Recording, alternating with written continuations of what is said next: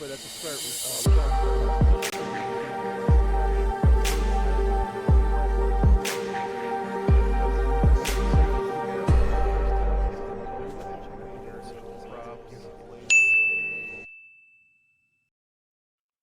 Hello, hello, hello, everybody. Welcome back to another episode of Arydia, the paths we dared tread. Apologies for being a little bit late. I was going to be a little bit early, and then both of my cameras decided to start acting up. Again. I'm starting to suspect that webcams just don't like me. Which is a little bit, I take that personal. um, if you missed last episode, we we spent the entire episode on one encounter.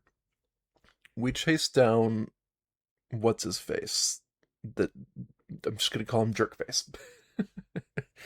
The blonde-haired exile who we have caught red-handed in a murder trial and also made fun of us in the very first episode, and also is just a bad person and seems to be murdering other exiles and people for their squills, which is pretty typical bad guy behavior, murdering and all. Whereas we murder for the side of good. Because we are the good guys. Once again, typical RPG behavior. You know what? I'm having a good day so far. Let me finish my recap of last episode and then talk about why I'm having a good day so far. So we chased this guy down in a combat that could have ended in disaster many, many times, and we somehow got away with it, and we really can't keep getting away with it. We finally caught up to him, and then an event was like, and then the guy who you saved in a crypt a long time ago actually turns out to be evil, and he orchestrated the whole crypt fight in the first place. And he knocks you out, and they both get away. Which is sad. This is not the first time somebody has tricked me, and honestly, it probably won't be the last. I'm very trusting. Zertle is very trusting, and Rix just goes along for the ride. This is the same as my Skyrim character, where it's just, yeah, I'm very trusting, because I know I can take anybody who betrays me. Only this time, maybe I can't do that. Maybe I bit off more than I can chew. So yeah, here we are. We have tons of armor wear. We need to get to a town so that we can repairs. But we are 3 experience points away from level up, and I'm really hoping if we go back to town and tell Thades about what happened here, he will say, "Oh hey, here's some experience, and also maybe can you do some stuff for me?" Yeah. We also have to go to Liaku the Dryad in Rivertown South. Now that she should be there. She should be there. To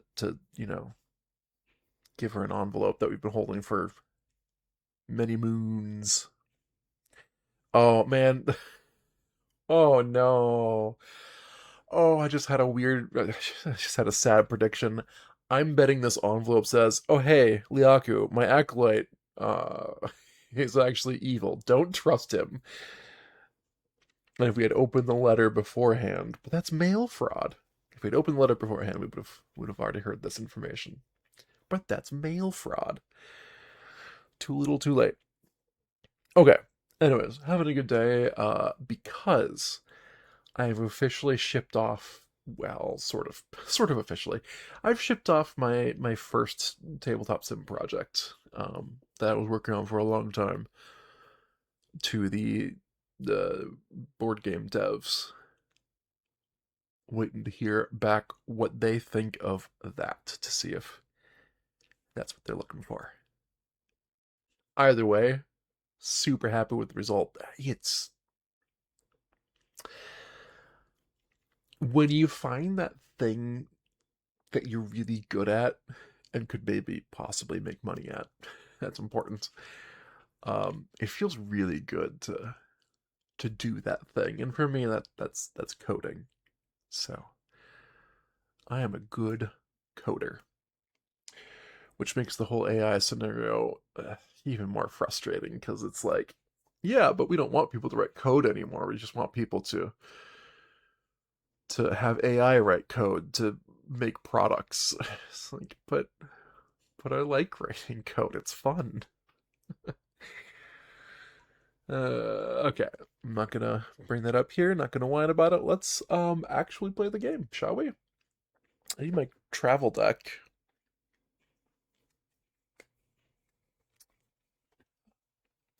Hey, yeah.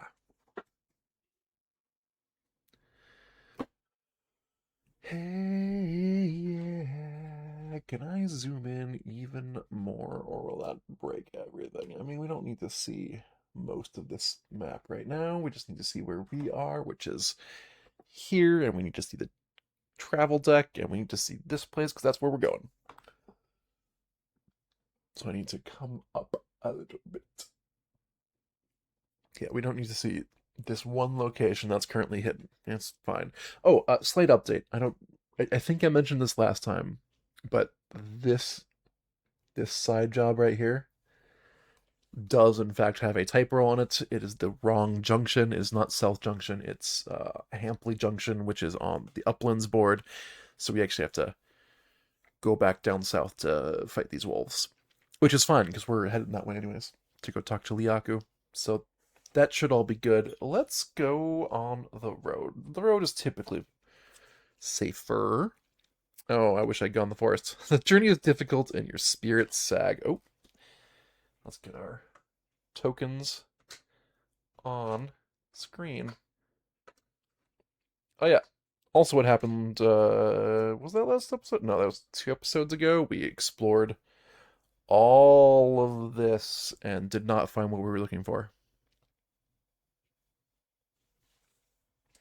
And we still haven't found what we're looking for. Because we were looking for South Junction and it doesn't exist. We each lose a speed to this travel card.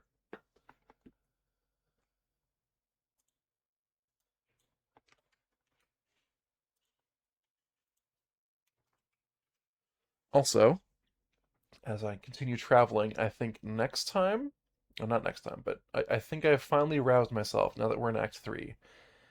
I'm going to attempt to do something with my streaming setup to make stat entry maybe a little bit better. At least the armor part of it. Yeah, tracking armor wear, I think should be a little bit easier in the future. As long as I have the time to actually do what I'm hoping to do. This is a road path. Your spirits are high as you travel along. Very nice. And finally, one more road path. Small crowd. Just ahead, you see a small crowd gathered by the side of the road. You may have an arm wrestling competition with event 203, or you can discard this card. Okay, I think... No. I think we're going to wait until Zertle has 10 strength, which might be at level 10. Yeah, it's probably going to be at level 10. I think I want to get wisdom to level 10 first, and then strength to 10. So 2 levels. He's at a 9 right now. You need a 30 to win the arm wrestling competition, so I'd need to roll a 21 on a 20-sided die, which obviously is difficult. You can use RP points, and you can use the focus that Zertle has to help you on, but yeah, we are in the town, and we had some people to talk to. We have Guild Leader Thades, and the animals have gone mad. So let's actually go into Big 50. Yes, let's go into the tile itself. Whoops. And I would start saying into the unknown, but this is quite known. So into the quite known.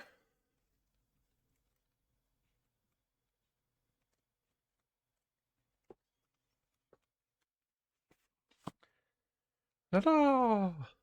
Ha-ha! I usually orient it that way.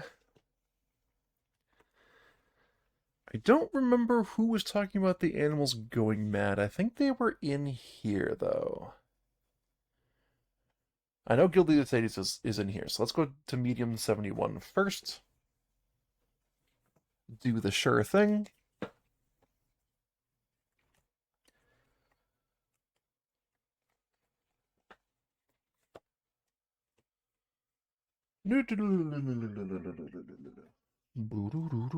Okay, NPC 0.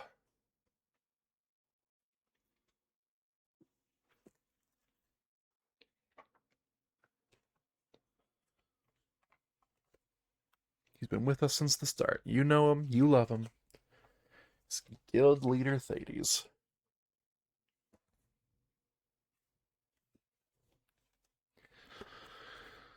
A weather-beaten man is here standing behind the counter. He smiles as you walk up.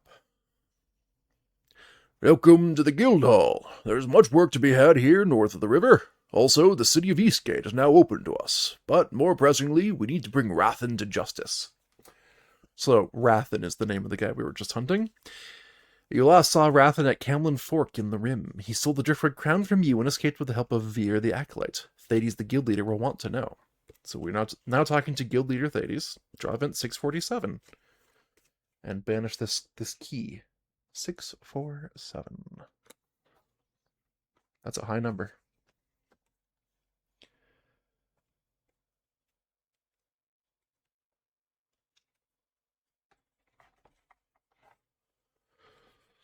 You speak with Thades and tell him of your encounter with Rathan. Do not be overly harsh with yourself. Rathan is a veteran exile and working with an elder's apprentice no less. But this bit about the Dryad's crown, it seemed Rathan planned carefully to acquire it. It worries me that Veer has the medallion. In conjunction with the Driftwood crown, I believe Rathan has some plan I cannot foresee. Yes, it is time I set out to hunt the man myself. He consults with a few of the guild members before departing, delegating duties and responsibilities. He throws a hefty pack over his shoulder and nods to you. Camlin Fork, you said? I suppose I shall start there and begin searching. I shall not return to the guild until I have Rathan in chains. With that, Thaddeus heads out the door, his eyes set like flint. Uh-oh. Hold on. Is he going to be dead? Gain 1 experience. Well, that's not quite what I was hoping for. I was hoping for 3 experience. Do you think you could do 3? No? Dang.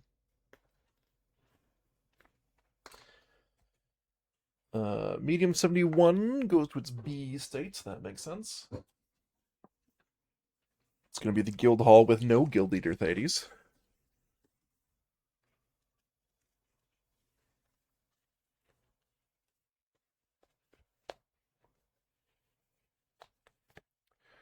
The hall is filled with activity. Adventurers of all shapes and sizes are flowing in and out of the double doors, conversing at tables, and enjoying a place to call their own.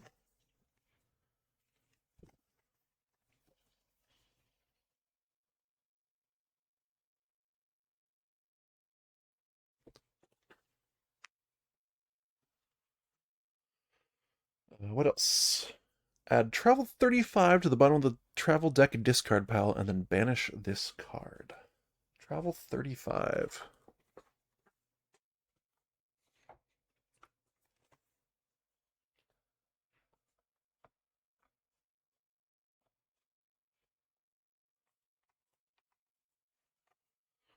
You be careful out there, Thades. This man's a menace. I hope Travel 35 is not us stumbling upon Thades' corpse.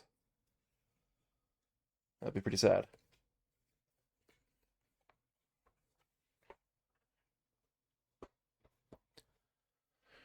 Okay. And now let's go into small 61.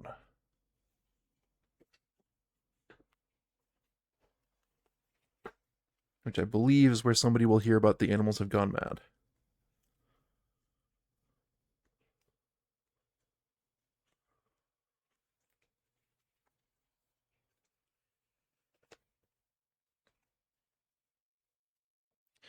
Although, hey, maybe it was this lady. Oh, she's off screen. Oops. Well, trust me, there's a lady down here who might know more. NPC 66, maybe? Oopsie daisy. Or it's the other one. Who can say?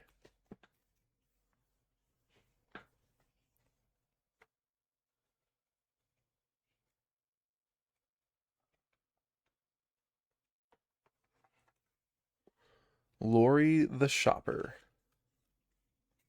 A shopper's here comparing a box of Oatmush and new Oatmush Plus.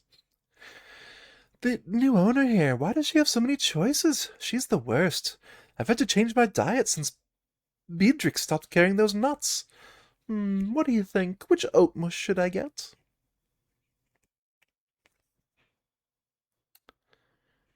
Does anything you say mention the animals have gone mad? Nope. Nope. This is the one who talked about giant pine nuts. And how she just has to have them, and they're in a different part of the forest. Alright, Embassy 129? Maybe you are the one? And I still haven't found who I'm looking for. I'm just glancing through this.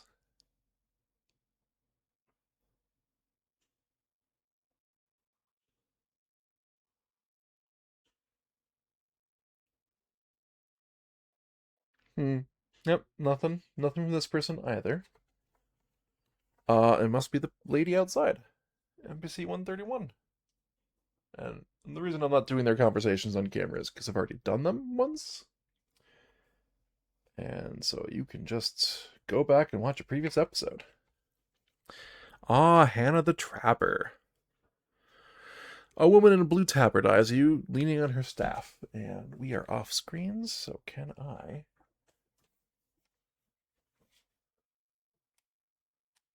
zoom out.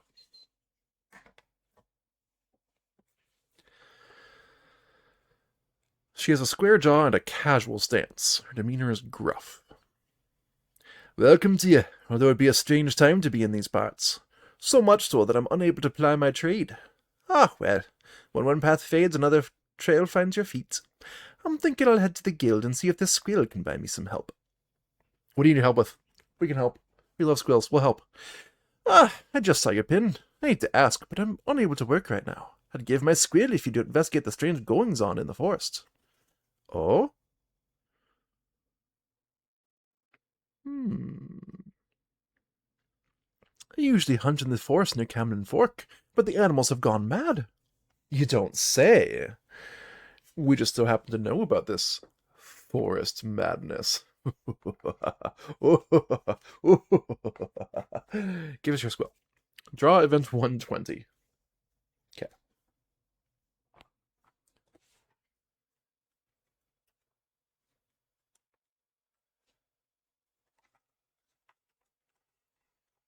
Ah, there it is. Forest madness. You explained to Hannah that the Dryad stirred up the forest in order to protect someone, but now the creature should be back to normal. It's strange to think a Dryad lives in the woods near Camden Fork. I've been hunting there for ages and never seen hide nor horn of one. I wonder if Liaku from Rivertown South knows her. I'll have to ask next time I see her. Hannah hands you a small pouch of coins and one squill. Banish, Kiedem 100. NPC 131 changes to her B state.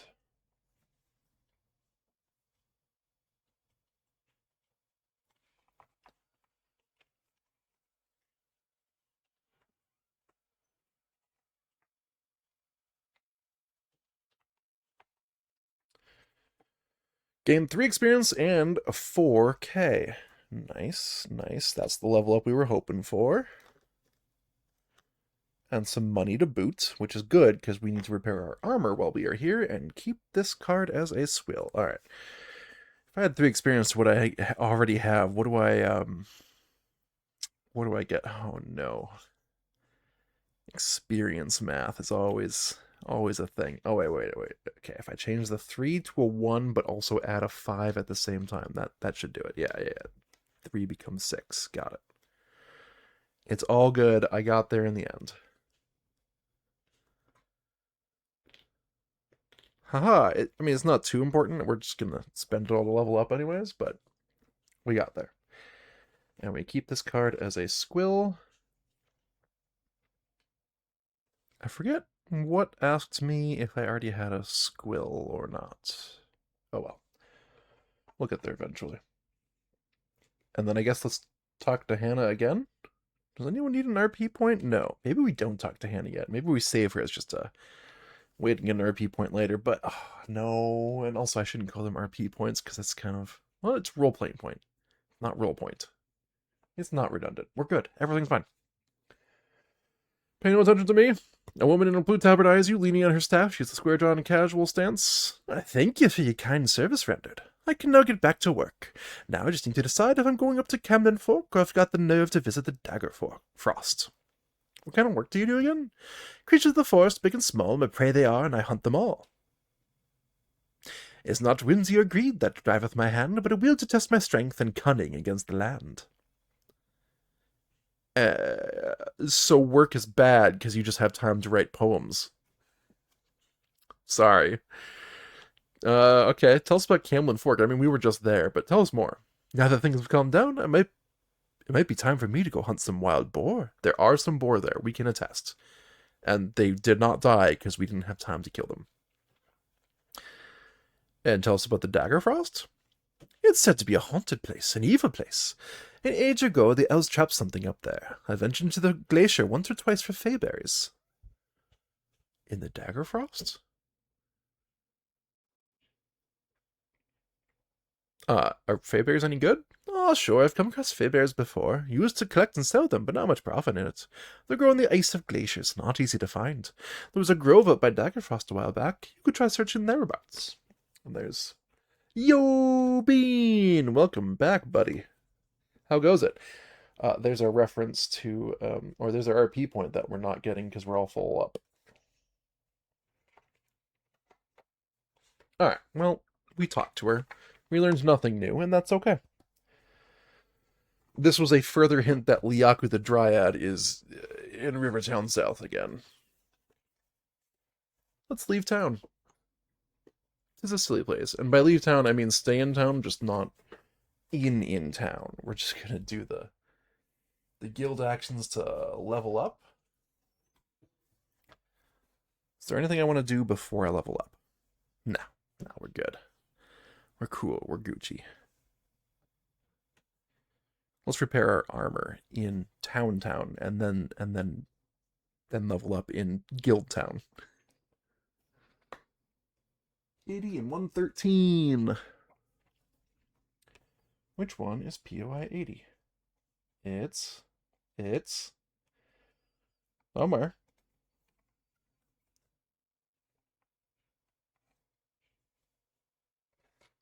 Already somewhere on the table. Oh, it's the one with the battle axe. Okay. Rivertown Market.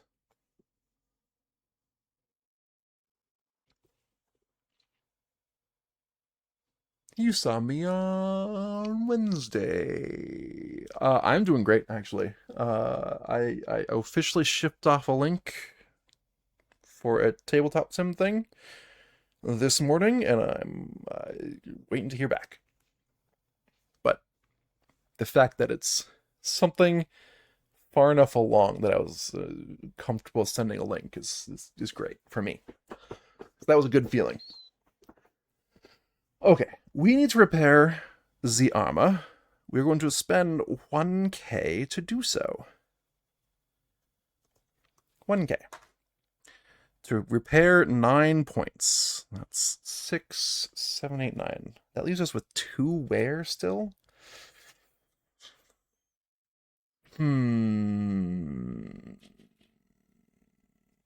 Is that acceptable?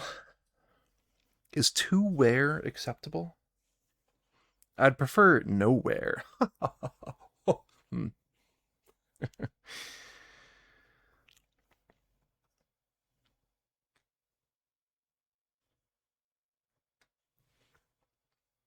You know what? We got money. We're flush, absolutely flush with cash. Do not quote me on this in like 2 seconds when we have no money left over.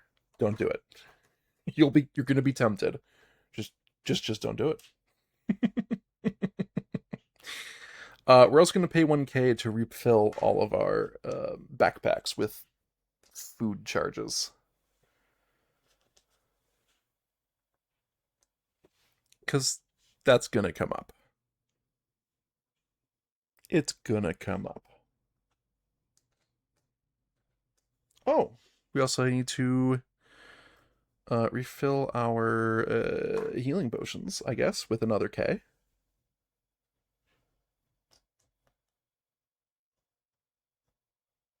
Because we spent all the cubes from my good one. Yeah, thanks. I am nervous, but honestly, it turned out really good, in my opinion. It turned out really good, and parts of it have inspired me to do better with this whole screen. Because right now, making this armor grid is a bit of manual effort, and I want to automate the majority of it. I want to have as little work to do midstream as possible, so I can just focus on the game itself. So yeah, I was inspired by myself working on that project.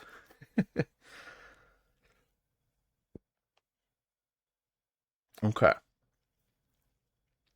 We've repaired everything. I have not updated the overlay to match this, but that's okay, because we're also about to go level up.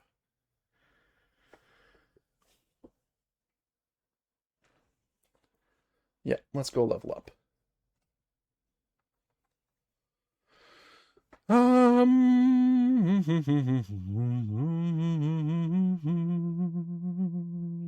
Also, I think we have some stuff we need to go sell. Yeah, we have like our old scythe that I want to sell. Oh, whoa. Oh, I also put all my titles and stuff in here. That might be a problem for sifting. All right. Old armor. Old armor. Since the last time we visited the guild, we have put a lot of armor into our stash because it's replaced with better stuff. Very nice for Rix. That'll be some cash. Some cash coming in. And then for Zertle, we don't actually need my old my really old medkit anymore, so I'm gonna sell that off.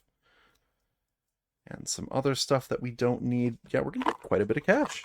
Very good, very good. I don't normally have money. What does one do with spare money?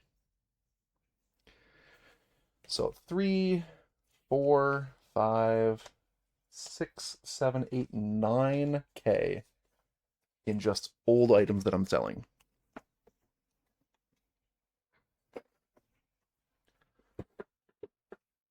That's quite a bit.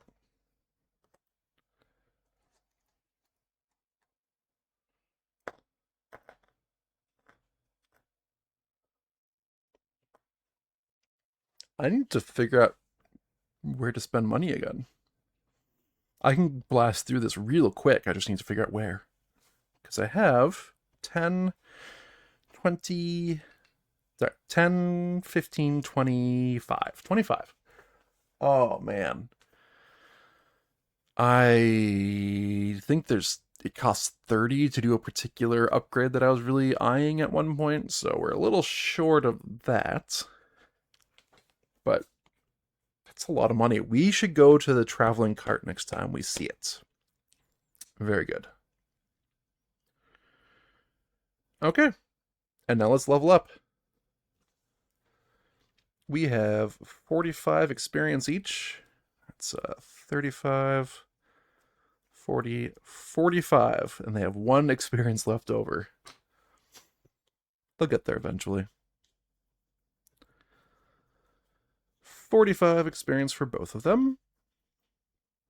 Quite a bit.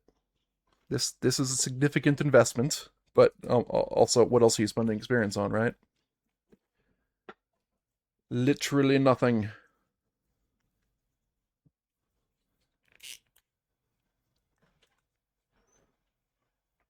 Okay, so we go to level 9 of 10.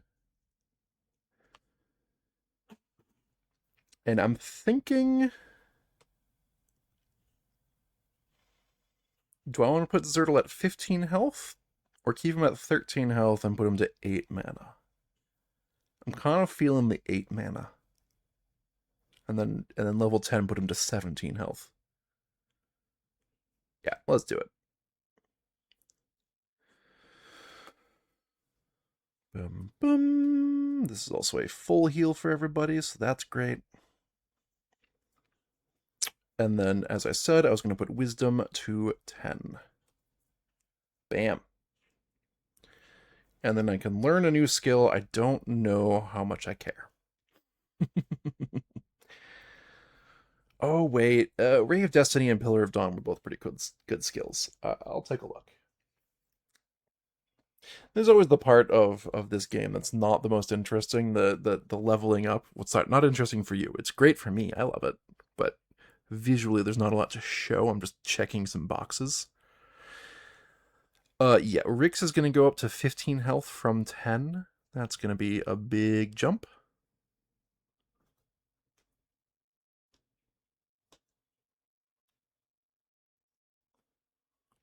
That should help both of their survivability quite a bit. And then I think I want Dex 10 so I can start using my hunting knife in battle and get my combo hunting knife bow skills. It's either that or I should get my bow up better and don't worry about my hunting knife yet. Nah, my bow's good enough. Let's get the knife up. And then level 10 will up the bow.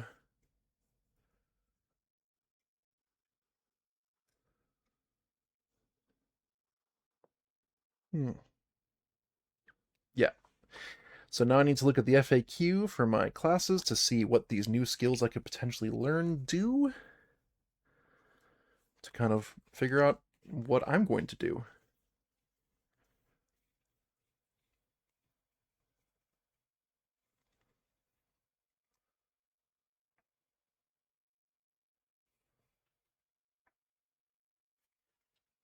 Oh. Zertle could have a skill which lets him just spend mana to give people extra block around him. But also, I could learn Ray of Destiny or Pillar of Dawn, both of which sound pretty impressive, right?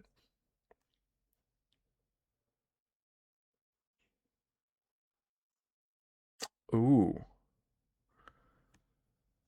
Ray of Destiny hits a whole line of enemies. That's really good.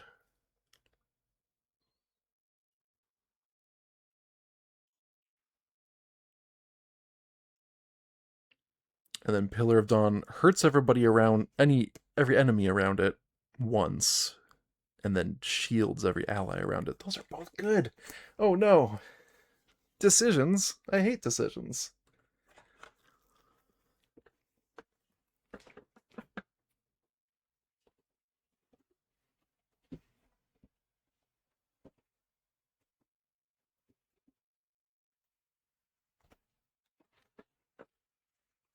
I think people know by now. I don't like decisions. Let's see. So the Ray of Destiny is probably. Hmm.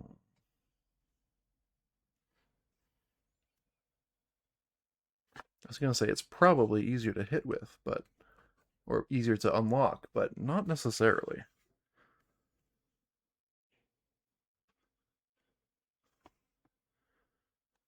Oh shoot! I also have access to Luminaire now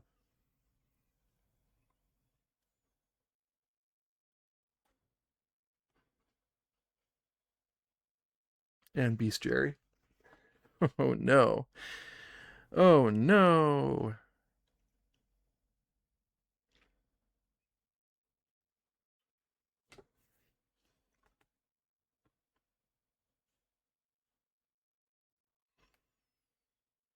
All right. Well, we've had problems with defense this entire time, so Pillar of Dawn's probably the one I want. That's the one that gives defense to allies around it.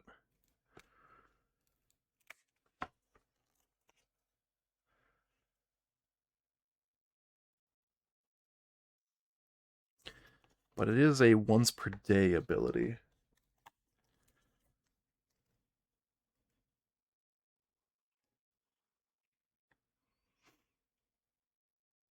If enemies are in a straight line, Ray of Destiny is disgusting. Could do up to 3 hits to everything in the line with infinite range. Huh. And that is combo based, not day based. I kind of like the defense one. Let's get Pillar of Dawn. Let's play a little bit supporty. I mean, we're supposed to be playing supporty. And then I want to have Pillar of Dawn in my loadout. I just don't know what I'm replacing in order to make this happen.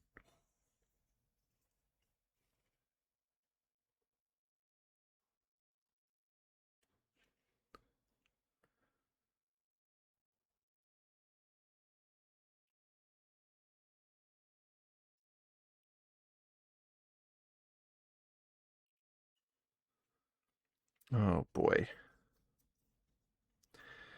Oh, but see, it'd be easier if I got rid of Smash, because that'd be replacing an attack with Ray of Destiny.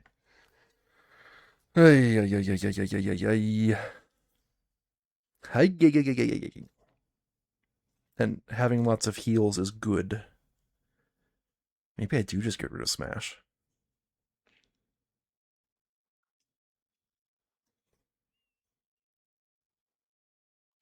It's just so versatile, though.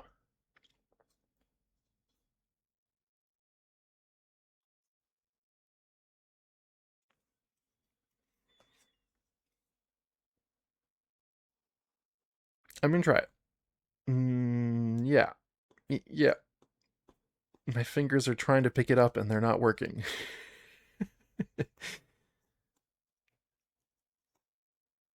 Let's do it.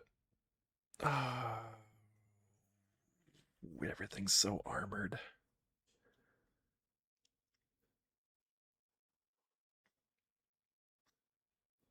I hate this decision. Like I like using light. I like using smash. I like using bomb. I like using stratagem. I have to use prepare bandages. All of these are required actions. I need to get rid of something though.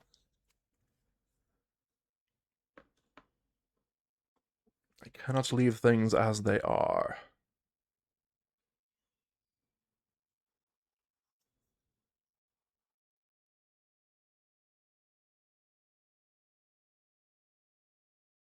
Alright. We're gonna get rid of stratagem. It is quite good. I've really enjoyed using it. So this will be a risk.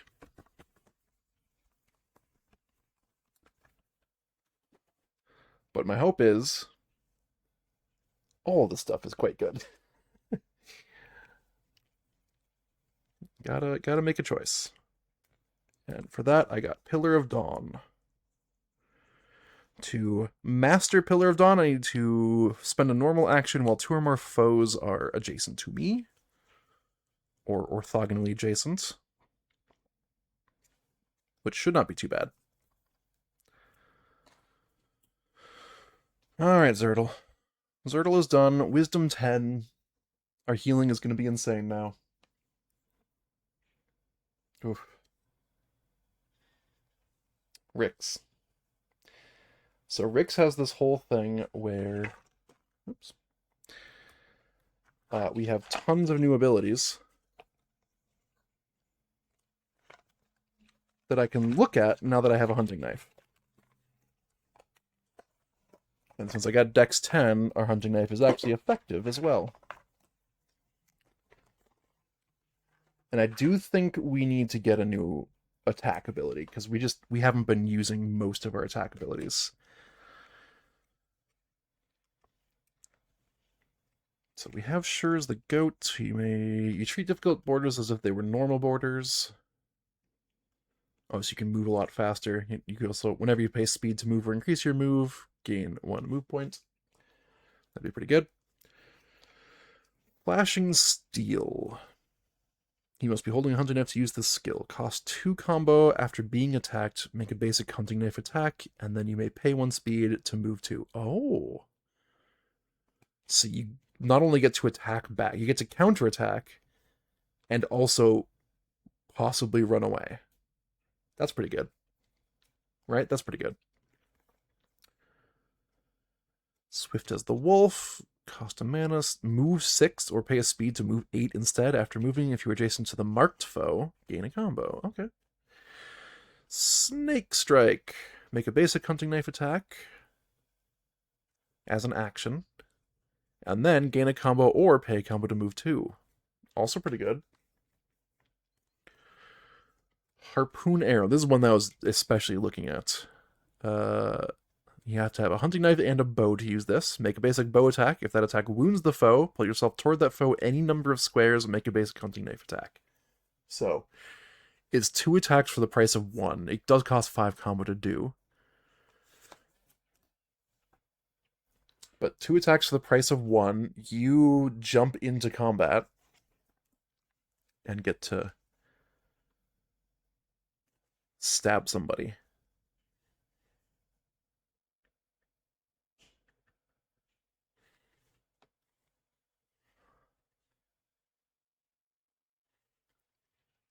That's a tough one.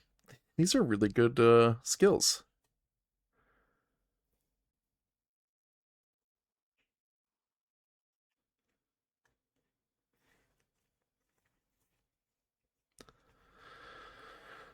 So I think I'm going to limit it, though.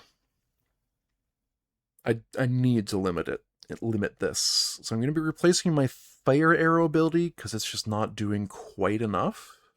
Or maybe I replace ricochet.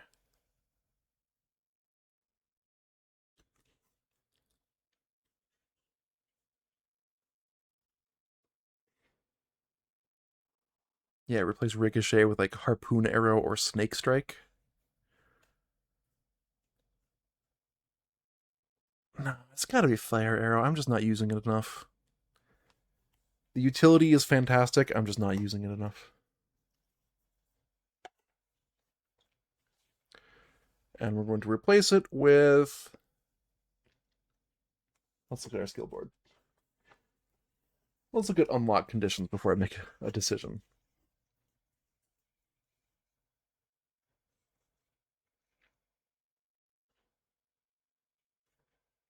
Well, harpoon arrow is kind of hard to unlock, but would be good afterwards. Snake Strike is easy to unlock.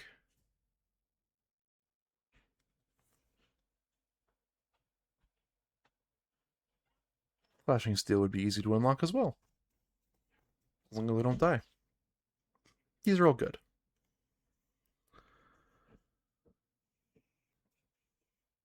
Oh, I wish one of these mentioned soup. That'd make the decision a lot easier for me. So do I want to generate combo or spend a lot of combo? I think the answer is spend a lot of combo.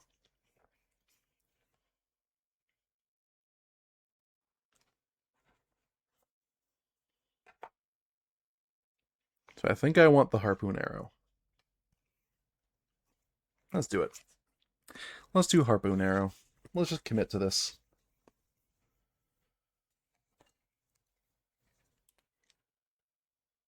Which I guess we technically already learned. We just need to actually get the token and master it now. And then I will also learn Flashing Steel.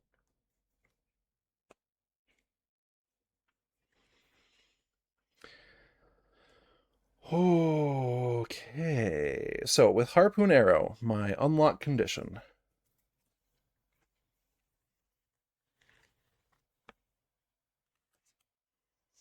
Wound the same foe with a hunting knife, then a bow in the same turn without defeating it.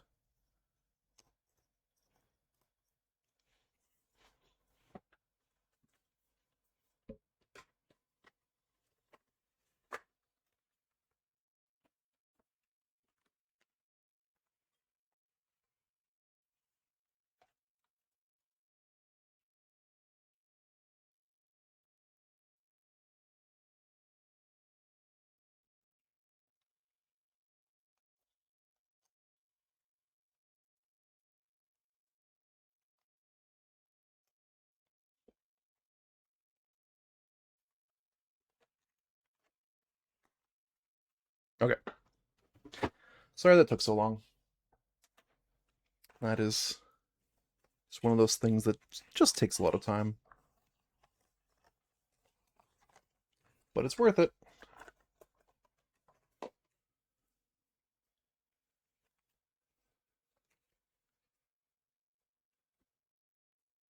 And we go up to full stats, and I update my overlay, because now our armor is fully repaired, and our health is fully restored, and we should be good to go.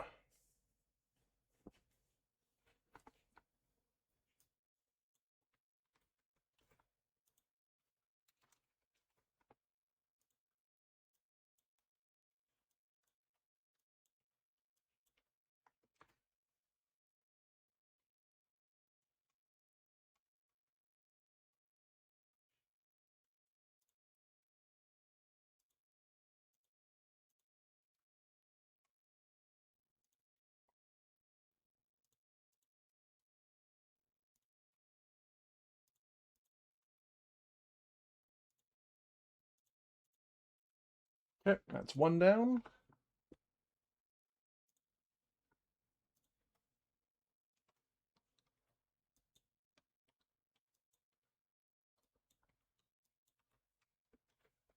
One to go.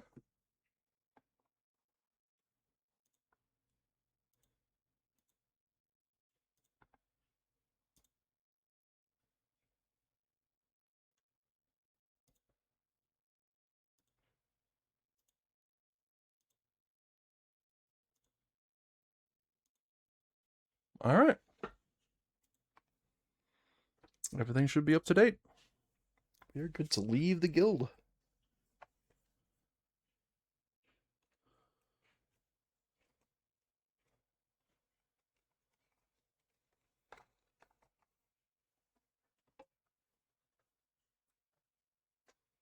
I think Bean may have left. Or fallen asleep. Either way. Okay. I'm checking my phone to see if there's any news on the thing.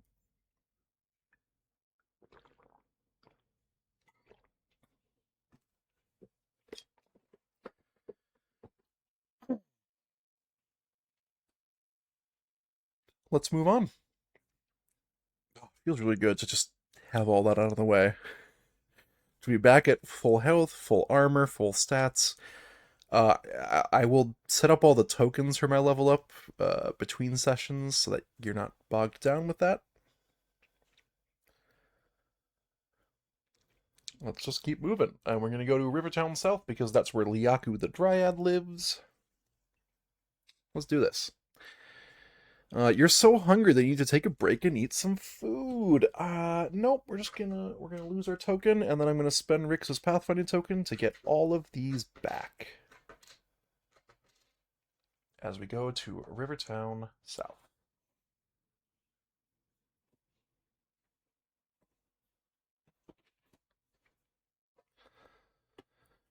Big 21.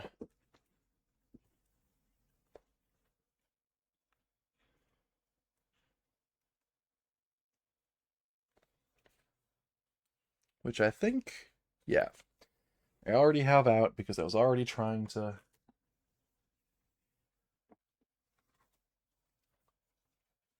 I checked last session to see if I could talk to the Aku yet.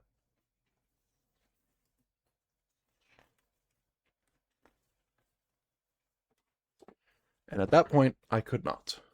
But at this point, I should be able to. She lives there, in small 23.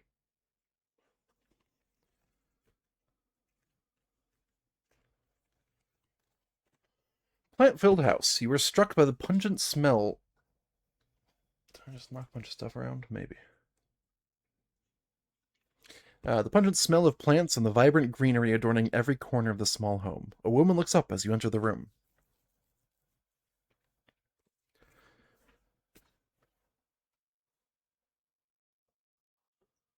156. Hey, it's me.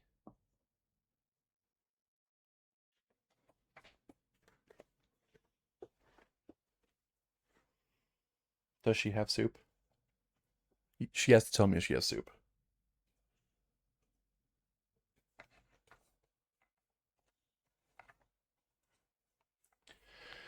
Forest woman whose name is question marks, and her quirk is question mark. She's morose and she sniffs loudly. A woman with horns and wild hair is here, pacing up and down the aisle. Oh, sorry for rushing off. Again, thank you for rescuing me in the forest. I came here looking for my husband. I kept thinking he'd find me in the forest. I hope fear doesn't have anything to do with his absence. What do you know about Veer? When my husband went missing, I went to the chantry to ask Veer if he'd seen him. But Veer was agitated when I arrived. He said he hadn't seen my husband. Then he asked me if I had my husband's medallion. Uh-oh. Who's your husband? My husband Festin is the elder in charge of the Great Thaw.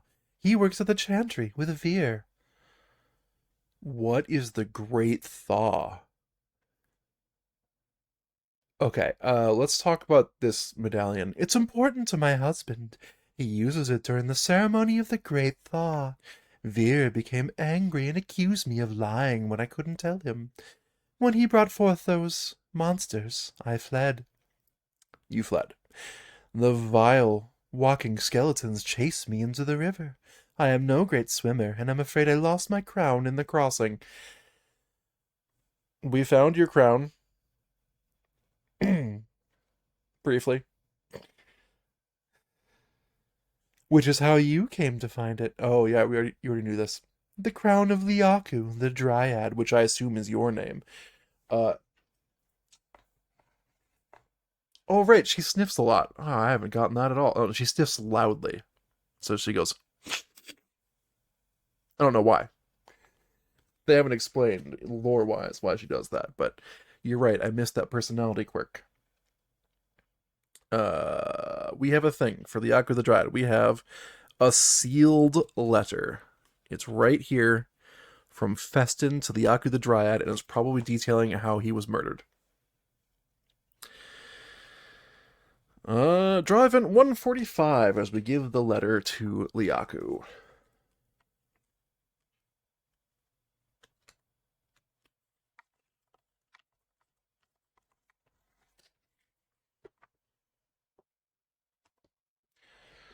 Yep. Sounds like, if she's so sniffly, she could use a nice hot bowl of... You hand the envelope to the Dryad. Her eyes go wide, and she clutches the letter to her chest. Is the envelope still sealed? Yes. Thank you for your service. Take this small token in thanks. She selects some coins and speaks softly over them before placing them in your palm. Now, I'd like a moment alone to read. She shows you outside. Look, gaze upon outside. Isn't it beautiful? Sorry, that was a Naked Gun level of joke right there. See? Outside. Gain 5k, thank you. Okay, we have money now. We have come into money. I'm just kind of smashing it all together at this point. And add a copy of Travel 77. Oh, good.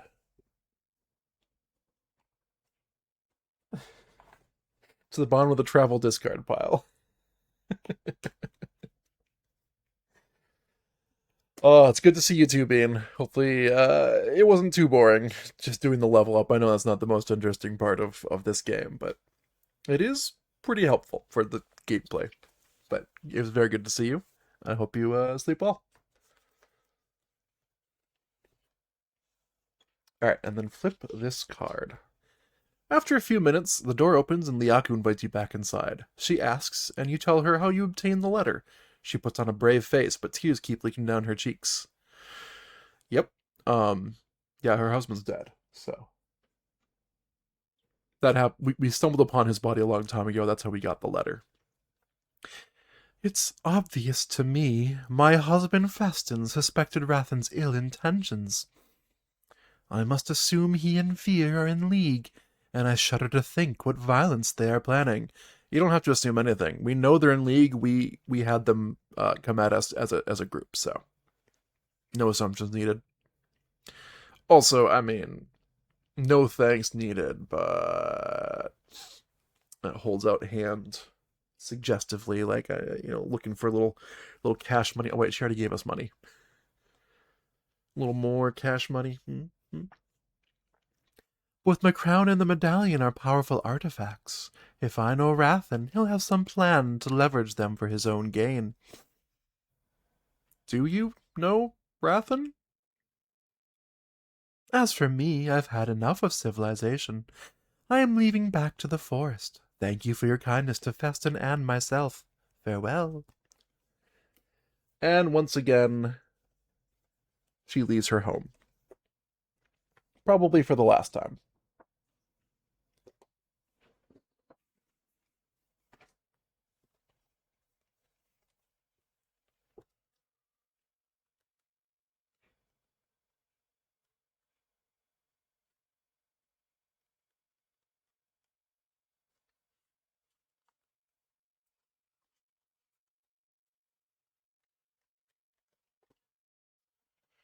So this is back here, but it's, there's nobody here anymore, and I'm also just going to be leaving town, so that's okay.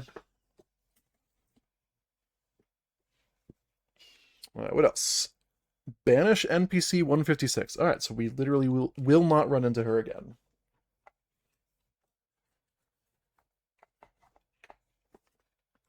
Gain 3 experience and banish this card. 3 whole experience. Wowee. How can you afford that?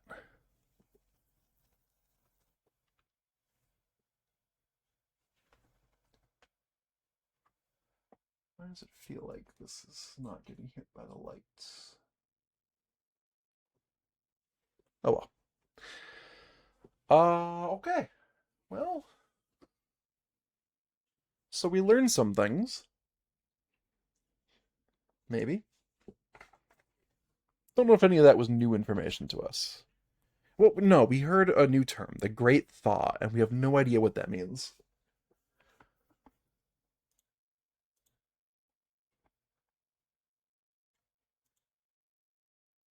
That said, we have 15, 20, 35 squills. Not squills, 35k. I'm going to do a little bit of exchanging from singles to fives, because I actually have enough to do that now. So I think I'm going to make my way through some side quests as I also go hunting for stuff to spend money on. I know of a couple of things that will empty my treasury very quickly. My coffers will be so empty after this.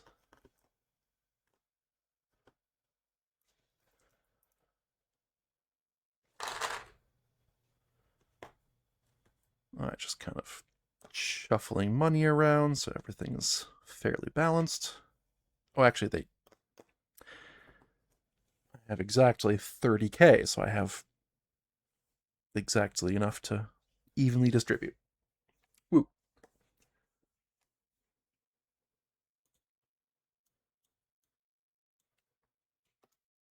So we can go back to the mountaintops, this one, with oodles of cash. And I know there was something on this island.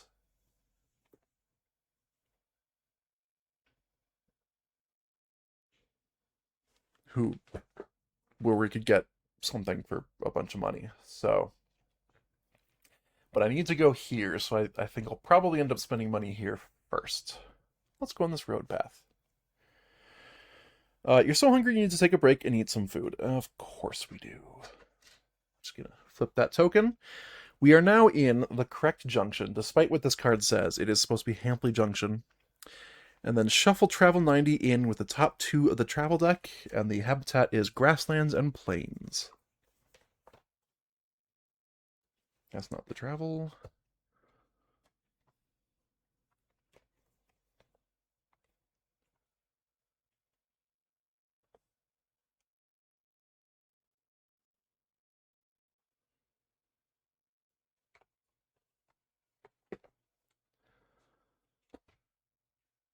So we kind of have to travel around to find out where these wolves are from where we are now. This is where they were last spotted, and we're going to travel a little bit to find out where they are now.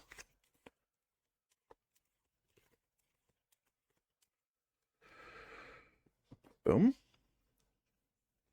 Okay. So now, oh,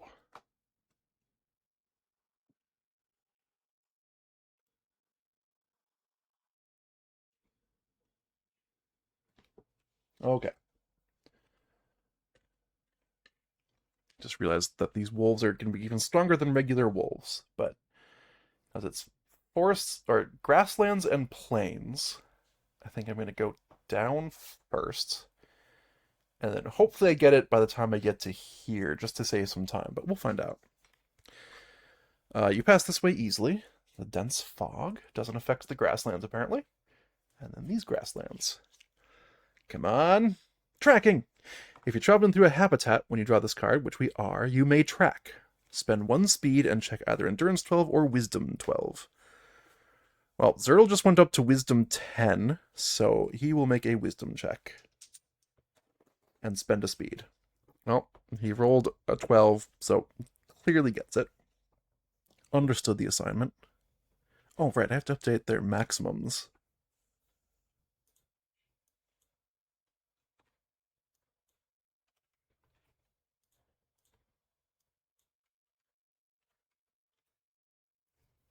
Boom, alright. Updated their maximums, and then spent the 1 speed from Zertle.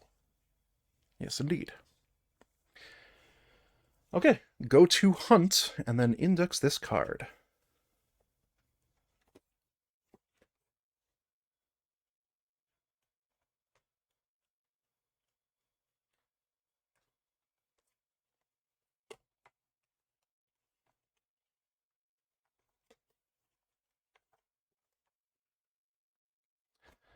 This is where we go to Big 90, and then we'll end up in the Misty Plains when we're all done with this. Big 90 grasslands, specifically, because there's one for each different terrain type. Oh, you can hunt on the water? That'd be a cool fight. But you get to fight off of the raft. That'd be... Yeah, that'd be a cool fight. The tall green blades surround you, obscuring your view on every side. Here we are. We're not going to need our travel deck for a little bit.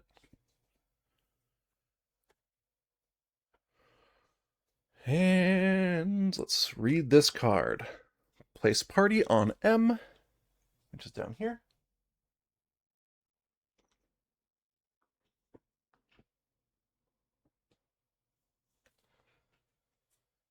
Place a foe 81 and a foe 81 on Y and Z, and then one foe 125 on L. Okay. Need 2 foe 81, 1 foe 125.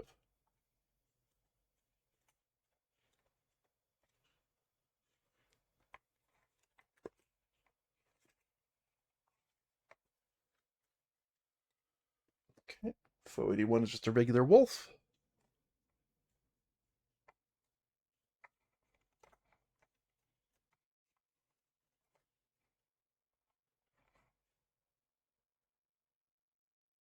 Huh.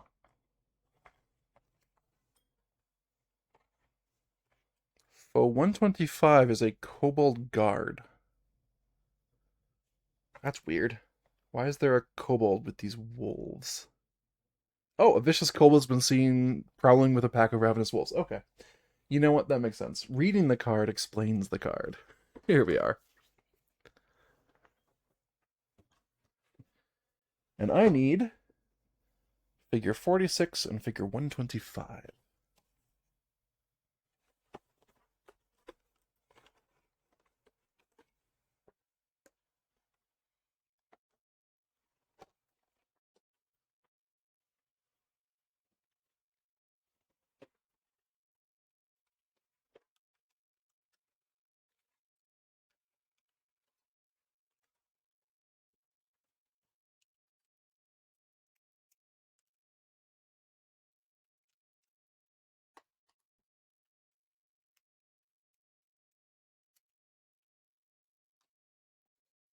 And I assume, yeah, that the green and brown bases, very good.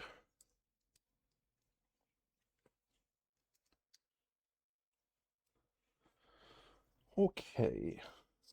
So on Y,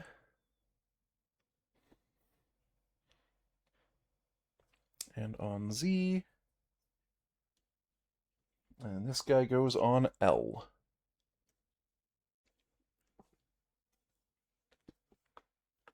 Okay. And they have strength of the pack, so they have +1 to all attacks. I'm gonna keep that handy so I do not forget, hopefully. And then let's push this up here. So you can maybe get Cobalt hit grid right there.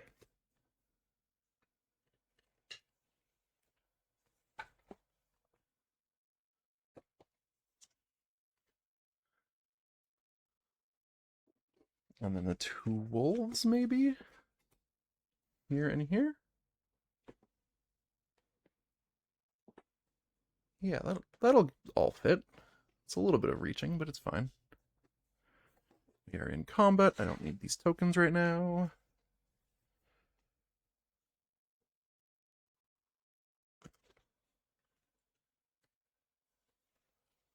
Okay.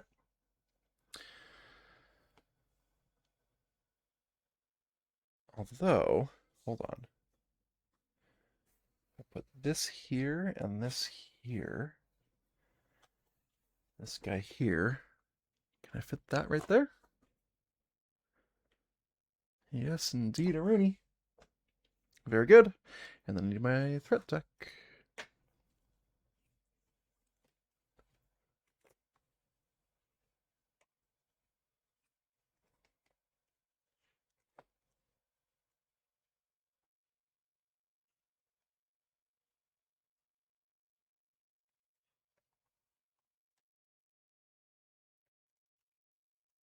Okay, so you wanna lock them up in combat if you can. Because that pounce is gonna do bonus damage if they move.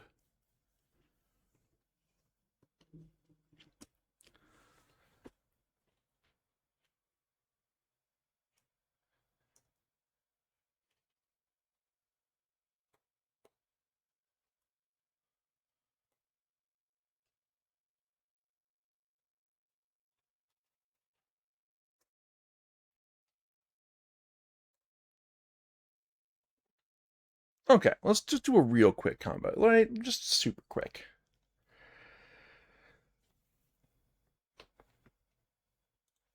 Zergle wasn't on tracking, so it makes sense for him to go first anyways. Enemy turn, Zergle on deck. All foes activate. Oh, good. Oh, good. Okay. So with a 0 threat on the wolves, we do a move 5, targeting the furthest away exile that they can reach, and then a pounce attack, and then flee 3. We start with this one, who goes 1, 2, 3, 4, 5. Cannot hit anybody. 1, 2, 3. You were here. 1, 2, 3. Yeah, just doing the math again. This one goes 1, 2, 3, 4, and then attacks and gets a bonus. Gets a whole lot of bonuses. This is a red die on Zertle. Yep, this is just gonna hurt.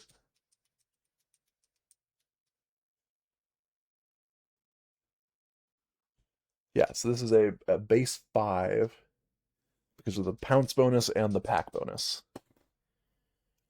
to Zertle's left shoulder. So that's gonna hit and soak 2. Zertle takes 3, go into 10.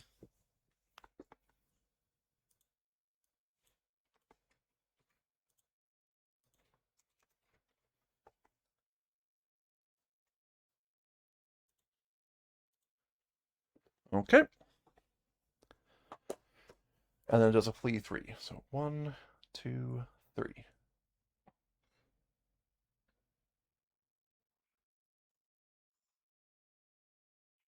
Okay. And up next is the Kobold, who, with 0 threat, targets the closest it can reach and does a move 6 impale. It can't reach anybody, but it'll try to get close. So 1, 2, 3, 4, 5, 6. I think it's equidistant either way around the hedges, so I'm not too worried about that.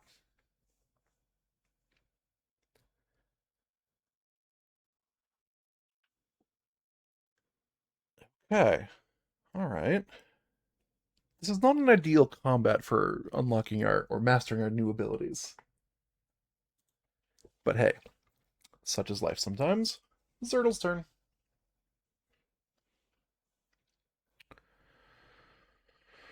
Well, I want to go hit something. Full stop. I'm going to generate a combo as I move 3, do a basic move to here. And I'm going to shoot, or not shoot, I'm going to attack this wolf.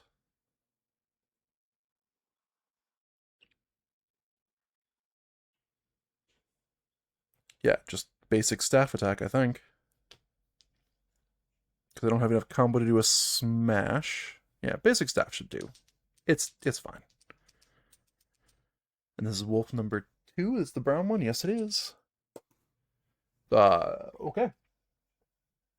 Rolling hot already. I shouldn't say that. That's going to jinx it. But a nat 20 means I gain 7 combo because I have my lucky charm with Rix, or with Zertle.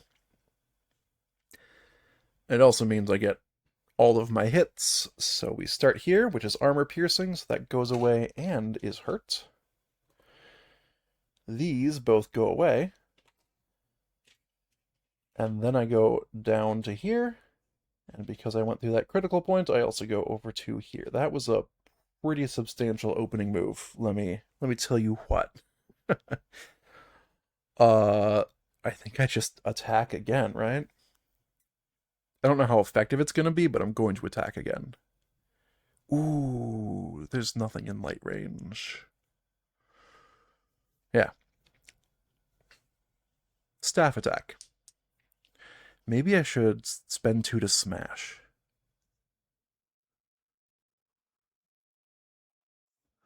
Yes, I spend 2 to smash. Spend 2 combo. Specifically.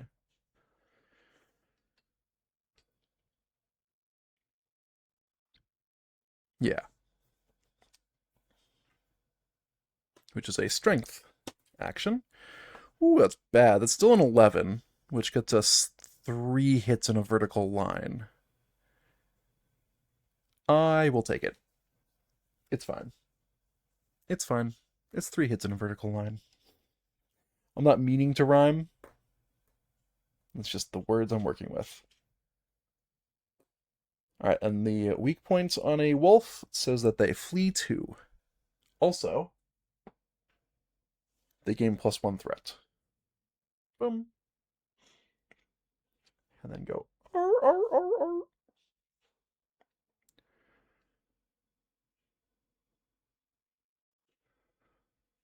Yeah. And that is Zertle's turn. That was pretty effective. That wolf is almost dead.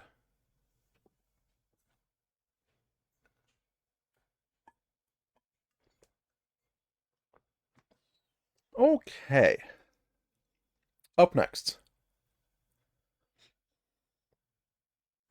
Enemy turn. Rick's on deck.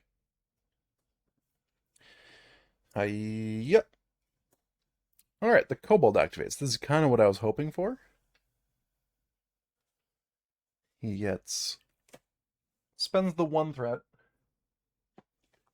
targeting the most exiles with a rush.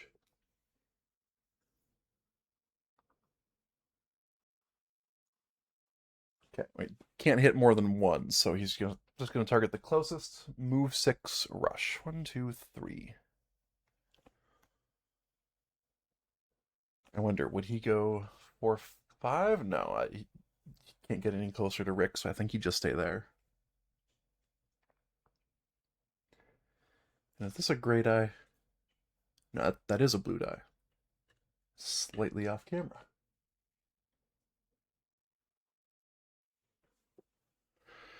Blue die, base 4 against Zertle.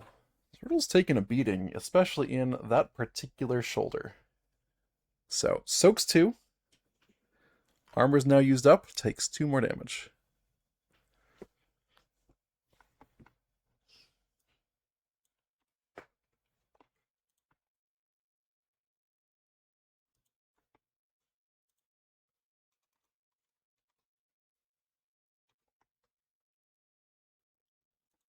But that's his entire attack, so it is now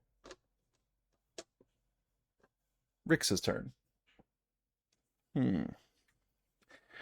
So Rix's unlock condition is wound the same foe with a hunting knife, then a bow in the same turn without defeating it. Hunting knife and then bow?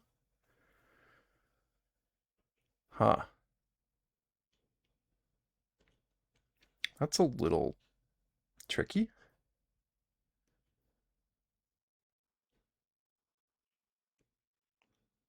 Yeah, that's a little tricky. I would need to be up against something to start my turn so I can attack with hunting knife, then move, then attack with bow. I can't get my bow down to 0 range, or 1 range, I guess. That's just not happening. So I guess what I want to do is try to take out the other wolf, the brown wolf, or start hurting this kobold guard. So let's do a basic move, gain a combo, and go 1, 2, 3. Oh, wait, hold on. We're so close to a limit break. 1 basic move will get me a free action. You know what? This works. This totally works. Yeah, okay. We're still gonna basic move. We're gonna go 1, 2, no, that's too far.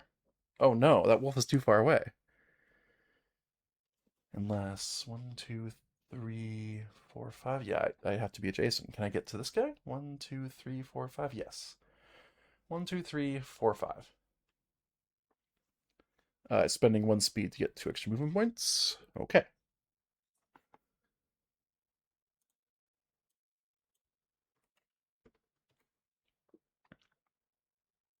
Now, we do a basic attack with our hunting knife for the first time ever. This dex, I have 10 dex now because of my recent level up. I rolled another 2, not a 20, a 2. So that's a 12, which means I do get 2 hits. And the hunting knife is, oh, not on my overlay.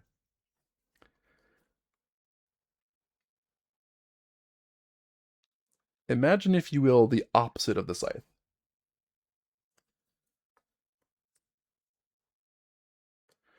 So we're going to come down from one of these corners and go up. What does a kobold do on weak point? 2 threat? Okay, alright.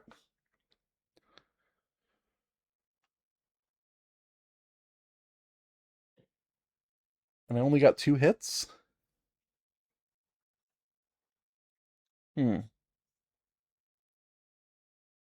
I think I am going to go here and then knock off this armor. And the critical point means I also hit weak point and weak point, I guess. So they gain 4 threat. Okay, that's a little scary. Then I'm going to basic move again to 1, 2, 3. Right? 1, 2, 3, 4. Yes, that's perfect range. Gaining a combo, and then I'm going to limit break to do a basic attack with my bow. Actually, I don't have to do a basic attack with my bow if I don't want to.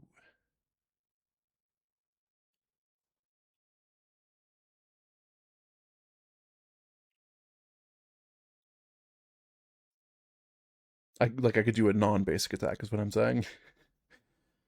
But no, basic attack with the bow seems fine, actually. And so we roll endurance. And that is a 15, which becomes a 22, so we get the full thing, and we're going to armor pierce that first hit and go 1, 2, 3, 4, and then we get to flip our harpoon arrow. We have not defeated it, and we have then knife and then bow in the same turn. And now we get to immediately do this without spending the cost. Make a basic bow attack. Okay. That is a 19. So definitely an adjusted 20. We're good.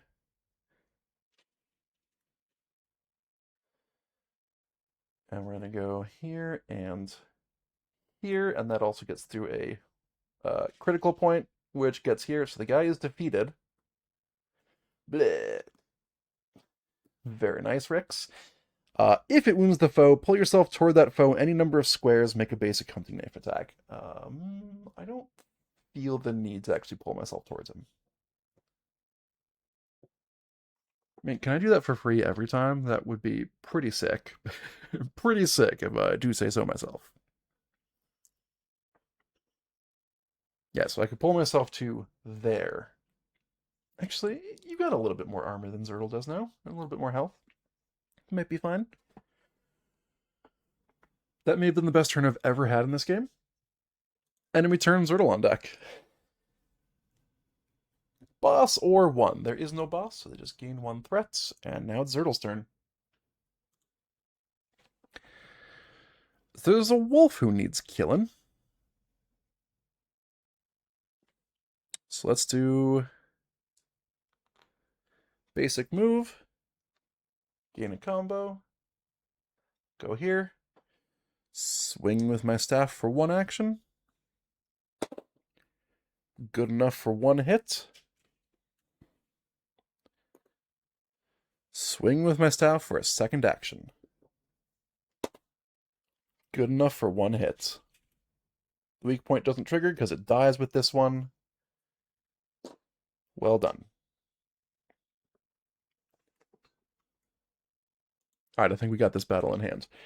Enemy turn, Rix on deck. They gain 2 threat, which means they limit break, so they're going to spend 3 as they activate and gain a power token.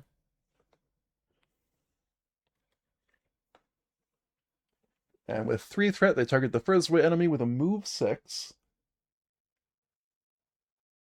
Snap Pounce. I don't think they can reach, but they're going to charge at us. 1, 2, 3, 4, 5, 6. Yeah, can't quite reach us, which is good. They just move into our range, which is also good. Rix's turn.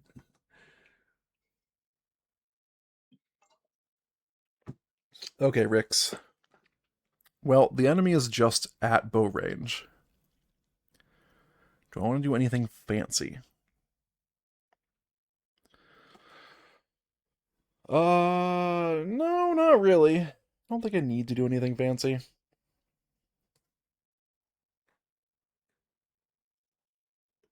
I don't even know that I want a basic move. Well, we're going to find out what I do. I suppose I mark this foe. Right? Why not?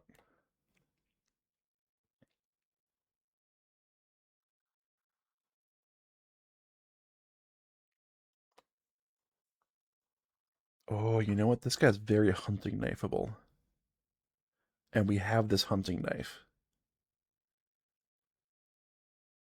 Yeah, okay, alright. We're gonna be a little silly. We're gonna move in, we're gonna gain a combo.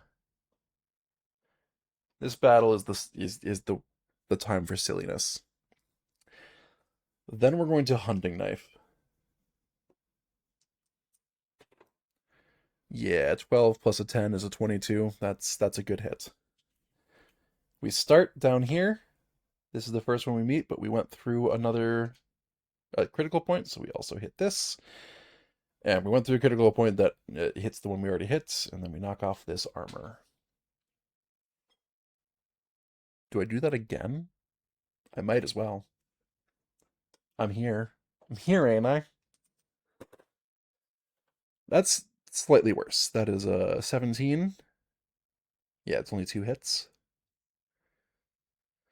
So the question is, do I get 2 damage on it, or do I just knock off an armor?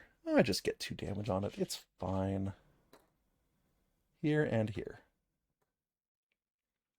Lovely. Lovely, lovely, lovely. Enemy turn, Zertle on deck. They activate. They spend 3 to target furthest away exile, which is Zertle, and then do a snap pounce. So 1, 2, 3. There's going to be a base 4 on the yellow die and eating up a speed as well on Zertle. That targets the feet. So base 4 means... Oh, sorry, base 5 because of the power token. Soak 2, take 3.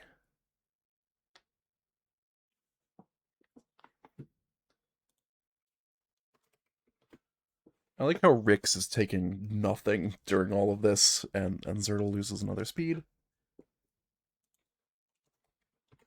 I even brought Rix up like, hey, Rix, how about you soak some damage now? And the enemies are like, no, no, no, no, no. We want Zertle to die. Oh, and then we do the pounce, which is a red die for base 1, 2, 3, 4, 5, 6. Base 6 pounce. This could just kill Zertle. Head. Takes 1 to the head. Soaks 2, takes 4. Oh, barely. I'm still standing. Yeah, yeah, yeah.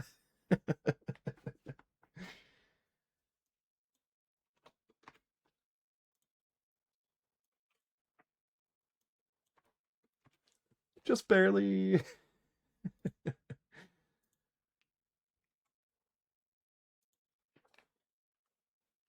Oh, wait, hold on. I uncovered the wrong thing for the feet slot because they're out of order. There we go. The damage, they're not destroyed yet. Okay. Well, that's less good.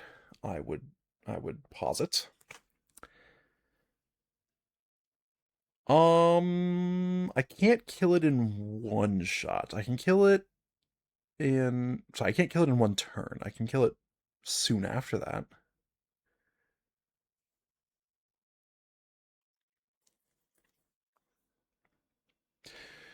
So I think what I do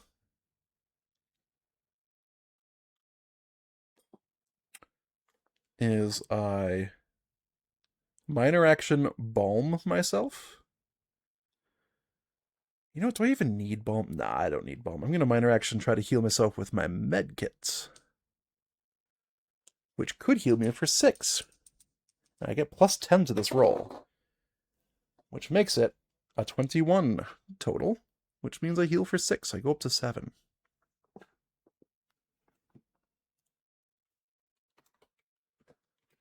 I'll be honest, this is the first time I felt like using the medkit mid-combat will outdo the damage that I am taking, which is probably a problem. Alright, and then I'm going to do a staff attack against this wolf. Here, wolfie, wolfie, wolfie, wolfie, wolfie. A staff attack, that is a 20. Exactly 20 with the adjustment of plus 9, which means I get all of my hits. I'm going to armor pierce this one away. I also hit here and also take away this armor. And then I think I just basic staff attack again and cause it to flee? No, that's going to get me killed, maybe? No, then I heal myself using my med kit again. That is, again, adjusted 20 because I have plus 10 in wisdom. So that's 6. 6 more health, which puts me at full. All right, that's exactly what I was hoping for. And having plus 10 in the stat is so good. I finally feel slightly powerful.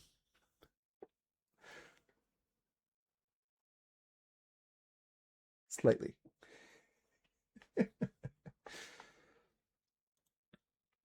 All right. Enemy turn, Rick's on deck. Let's see what they do. They gain 2 threats. I do not hate that one bit. I am going to have Rick's stab with hunting knife. Now, that is a 22, so I get all of my hits. Not that it matters, I get to hit one space. I hit here. The weak point means they gain a threat, and then they try to flee 2? Yes, flee 2. Flee 2, Brute. They can't flee that direction any further than they can this direction, so they go 1, 2. Congrats, man. Congrats. Oh, I always forget. I'm pretty sure with a ranged attack, I can target this space, even though he's occupying both, so this would be below minimum range. I can target that one.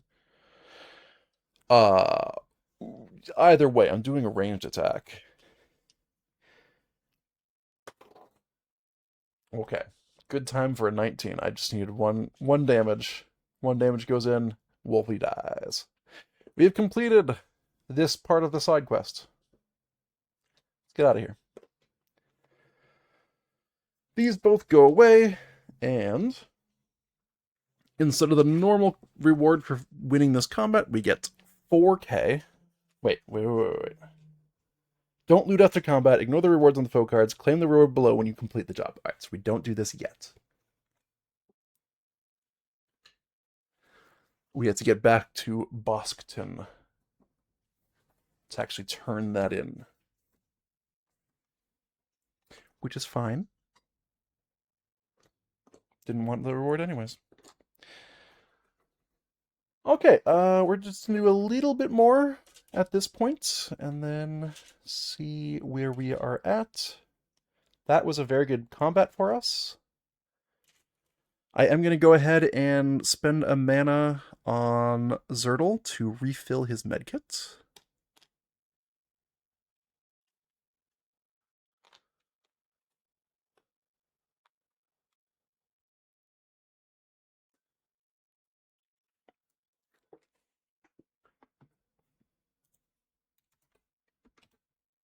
This is why I give Zertle so much mana, so I can refill a medkit a lot. Well, that was a good fight.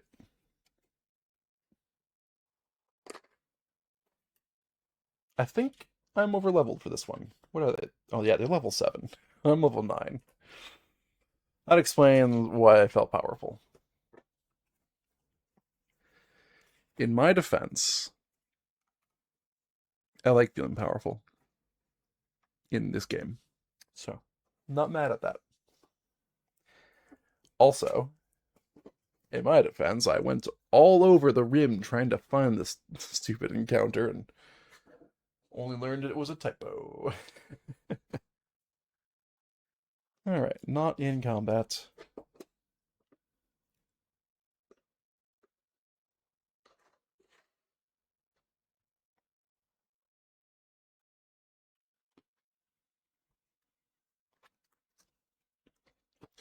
And we have to go to Grey Kiln to set up our next encounter. So, let's do that. We don't have too much armor damage at this point. I think this is fine. This is a forest path. The journey is difficult and your spirits sag. That's okay. We lose this token. I don't care. And we go to medium 38.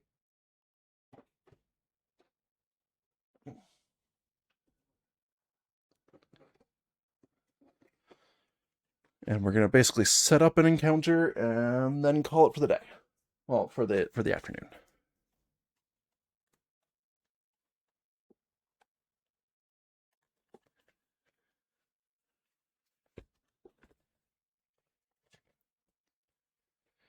So we have this little forest floor, but there's treetops. There's POI 79 over here that we have to go interact with, and that's going to give us the next step.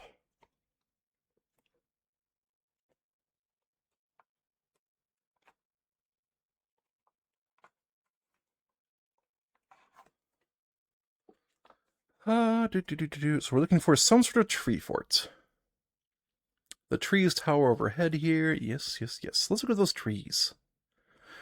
Vines wind and crawl up large trees. You see high above scattered shapes and objects, too symmetrical to be a nest and too large. Look at the shapes.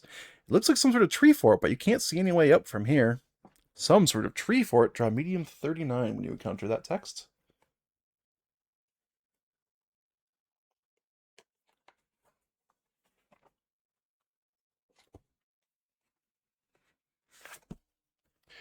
Above the trees. Knowing that the goblins must have a way up, you walk around the tree until you spot a cleverly hidden rope ladder among the vines. You climb up the rope ladder onto a wooden platform far above the rest of the forest.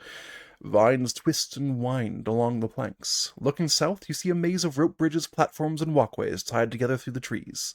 Flip and place party adjacent to medium 38 stairs. Okay.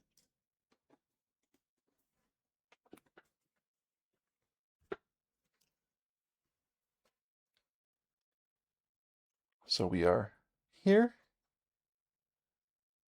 and there's an event here that we're going to go encounter, event 106.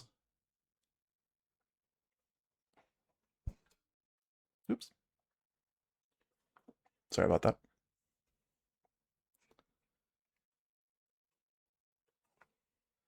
War drums. War were declared.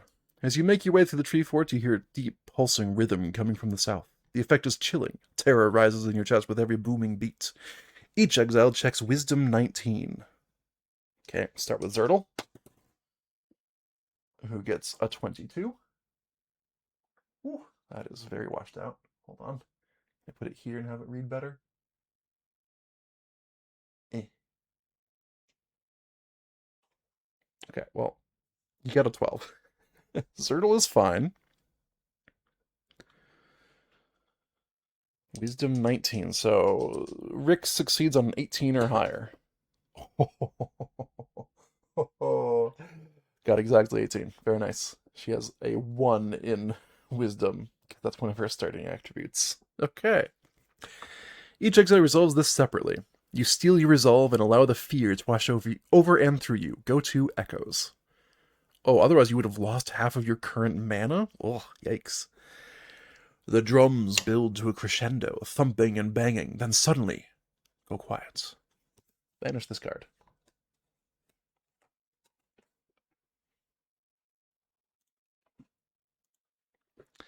Okay, I guess we open up Big 42. So that was just a way to rid you of mana before this fight. Man, if you're a mage, that battle, or that effect would suck.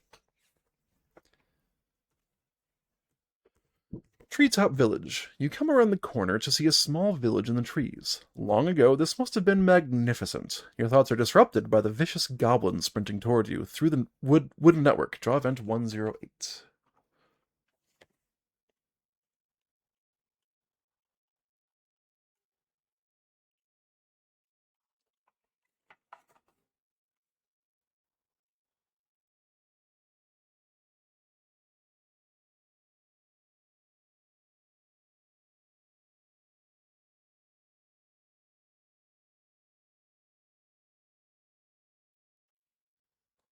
Goblin Swarm. Goblins swarm over the tree fort, jeering and throwing more bodies into the fight. Keep this card face up in the play area. When you defeat a mob or brute goblin, place a wound marker on defeated goblins, and place a new goblin, of the type you just defeated, on K, L, or M, furthest from any exile. Oh boy, so this is M. I assume the big tile will have K and L. When there are 8 or more wounds here and foe 170 is defeated, flip this card. Okay, so we have to defeat 8 of the little dudes who keep respawning, and then also the big one. The biggin.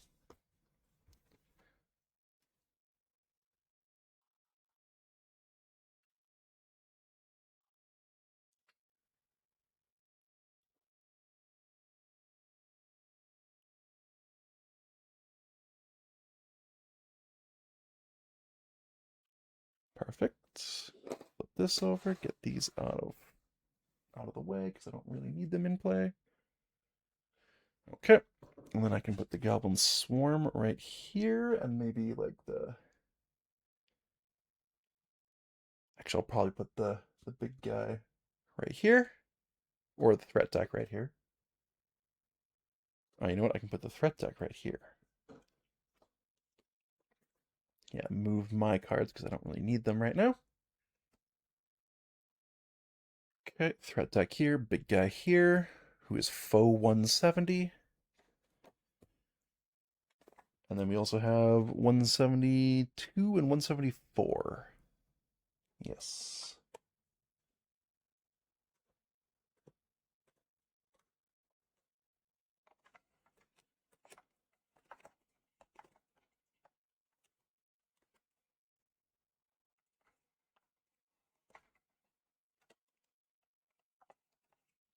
$170 is Kirag Scabfoot. And the other two are goblins. Gobbly goblins. No. Kirag Scabfoot is also a goblin, just he's a named goblin.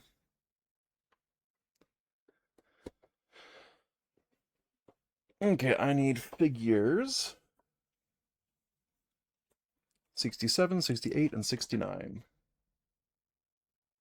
Nice.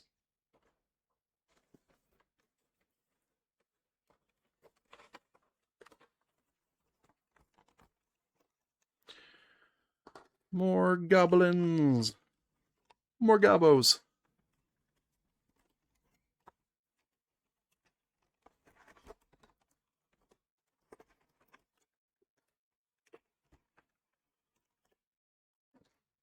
Now, if I remember correctly, we did discover that the one-eyed man who's been hanging out with the kobolds had also spent some time with the goblins.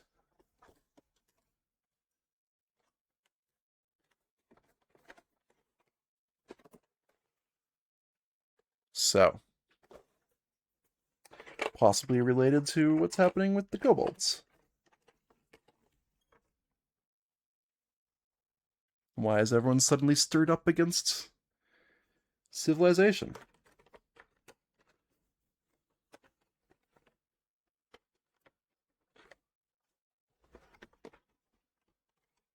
What does it have to do with Rathan? Who knows? Roar.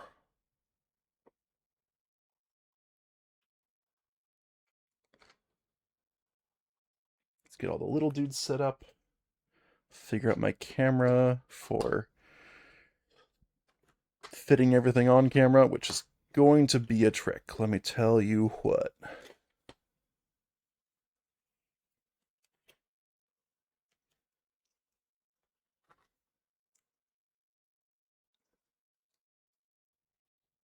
Try not to bump this too much.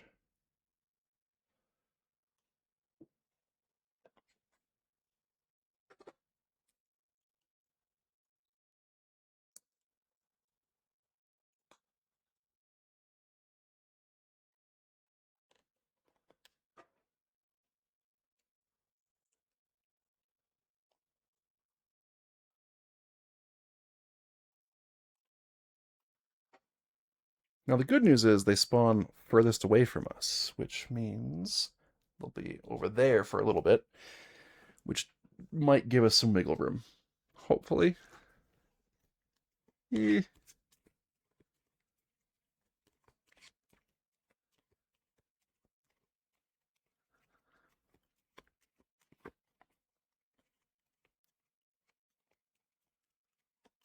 And it's average of 2 per number. Like, number being 1, 2, 3, 4.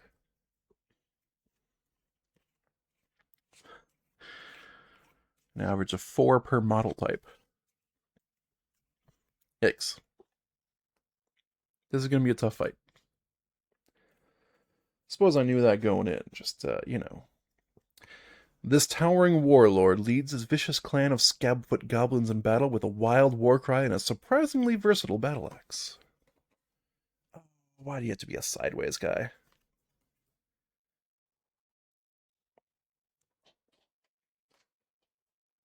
With 4 hard armor points, jeez.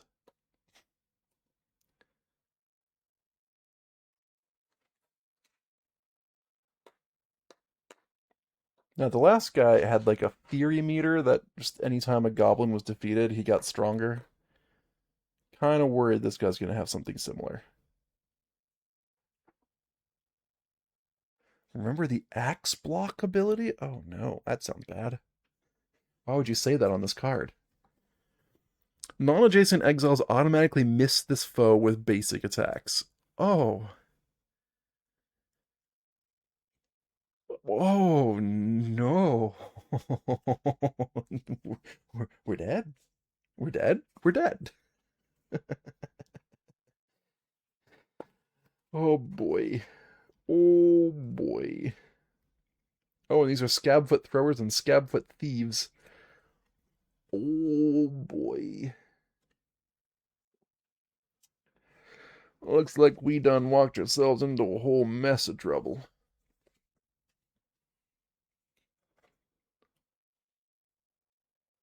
Okay, good. All those, oh, the entire hit grid is on camera. That is exactly what I needed.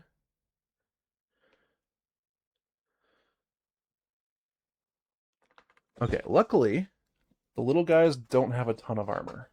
Like, the ranged ones have none.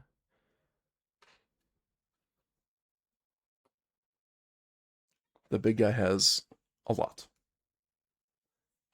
And the medium guys have some.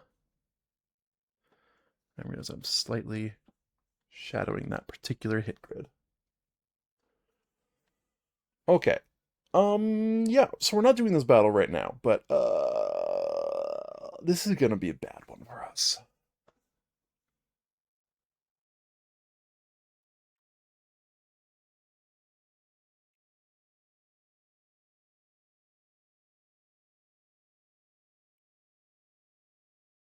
Yeah, this is gonna be bad for us. Okay.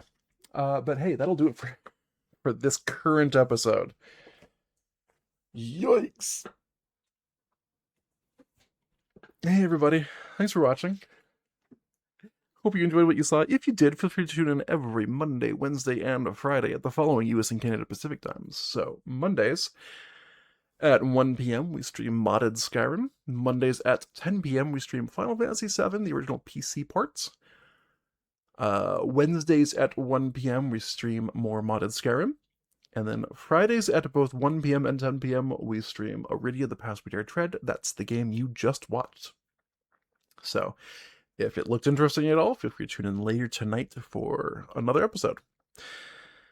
Everything I do here on Twitch is recorded as a video on demand and exported to my YouTube channel. There's a link in the video description, or sorry, the Twitch channel description down below, unless you're already watching on Twitch, in which case, on YouTube, in which case, there's a link to the Twitch channel in the video description down below. I'd love to have you come watch me play games live.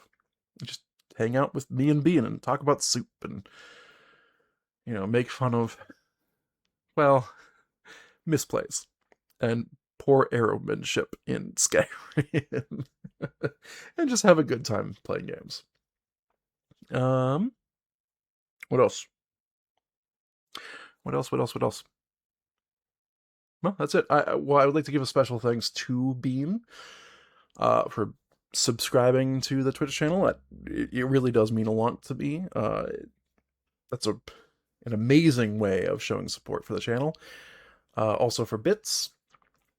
And on YouTube, I'd like to give thanks to everyone who leaves likes and who leaves comments, who subscribes. These are also good ways to tell me that what I'm doing is appealing to you. And you know, if nobody did that, that's a pretty good indication that nobody wants what I'm producing. But people are doing that, so I thank you. Thank you for just telling me what you want, you know? It helps. And I like seeing number go up. Everybody, I will see you all. Thanks for watching. Thanks for commenting and chatting. Thanks for liking, following, subscribing, giving bits, every other good thing you can do over here on Twitch and over on YouTube. I'm starting to lose my tongue a little bit. And I'll see you all next time.